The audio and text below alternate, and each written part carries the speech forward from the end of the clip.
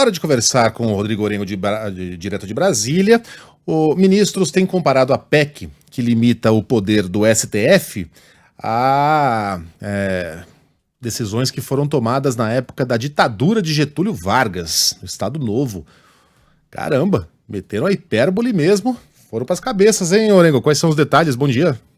Muito bom dia, Megali, Sheila, Carla, bom dia a todos. Elevaram o tom, Megali. Por quê? Porque está se aproximando aí a votação, a deliberação dos parlamentares em relação a essa proposta de emenda à Constituição, que claramente limita poderes do Supremo Tribunal Federal, dos ministros do Supremo. Lá no Senado Federal está essa discussão.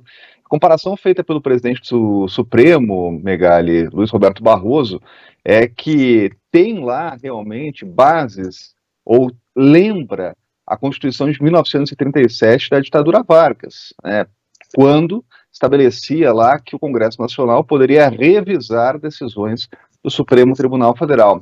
Aí tem que lembrar, Megali, que essa disputa aí por poder entre Supremo Tribunal Federal e Congresso Nacional se acirrou com algumas pautas que foram incluídas na agenda do Supremo Tribunal Federal, principalmente do marco temporal das terras indígenas. E por quê? Porque esse assunto era debatido no Congresso Nacional quando o Supremo decidiu contra lá o marco temporal das terras indígenas.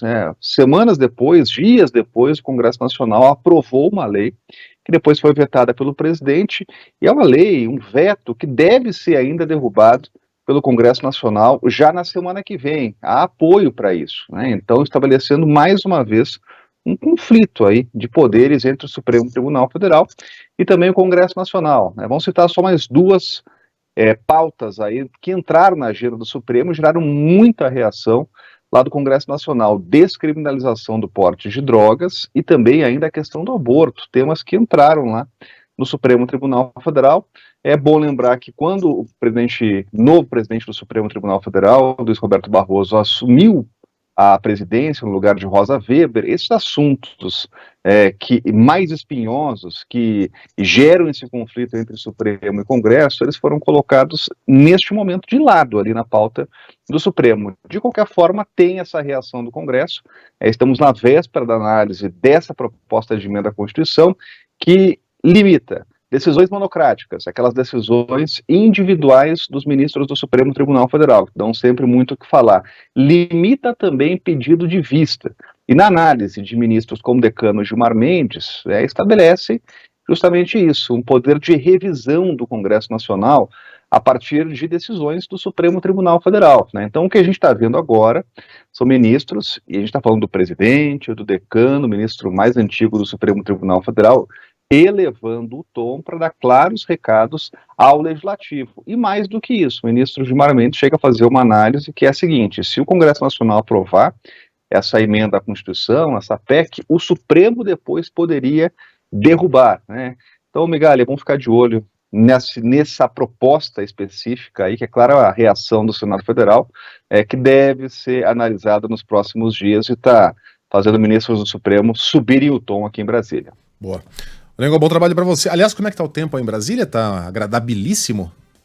Nada, calorão, viu? Calorão, temperatura chegando aí a 37 graus, ontem tivemos um recorde, hoje temos mais um dia quente, uma manhã já muito quente. É aquela história da sensação térmica, Você olha para o termômetro e diz uma coisa, mas a sensação térmica aqui em Brasília já está beirando os 40 graus aí, né, Vocês estão acostumados, não estão, Orengo? Vocês não estão equipados para isso? Estou perguntando porque o cara que mora em Doha, no Catar, mas lá faz 50 graus, mas ele não sente os 50 graus, né? Porque tá sempre no ar-condicionado, enfim, ele tem instrumentos para lidar com isso. Boa parte do Brasil não tem. Como é que é em Brasília?